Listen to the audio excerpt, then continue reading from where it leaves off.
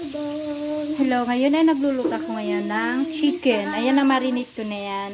Hindi ko lang naipakita kung paano ko siya na-marinate.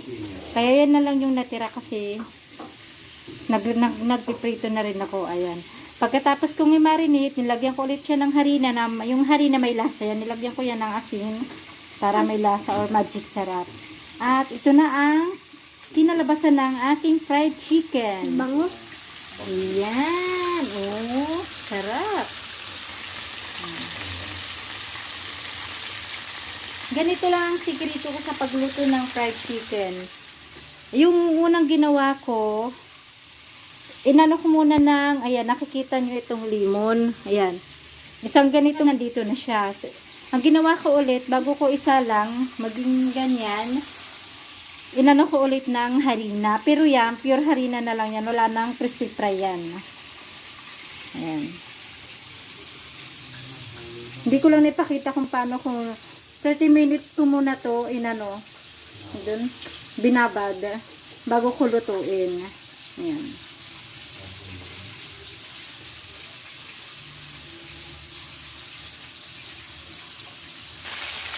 O, diba? Parang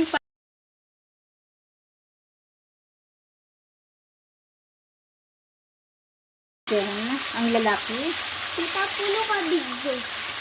Opo, kasi para i-share natin sa mga gusto magluto ng fried chicken. Para madami kang followers. Opo.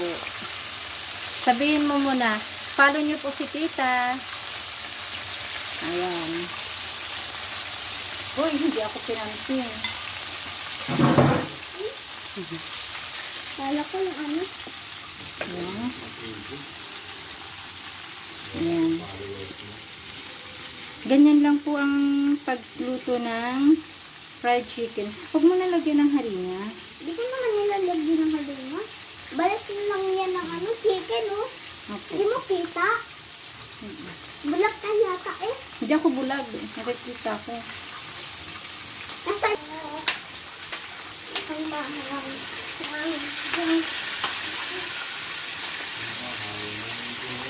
Hindi ko nakapal. Ang mahal ng Diyos.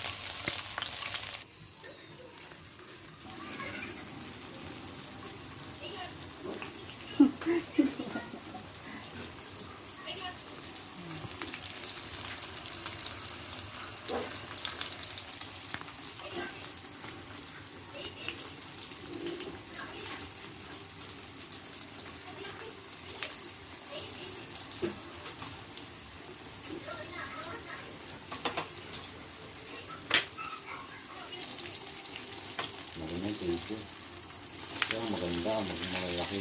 Ano, hindi yung nakaano. Pang Jollibee. Parang Jollibee siya na style. Parang gutom na Ang gutom. tigas!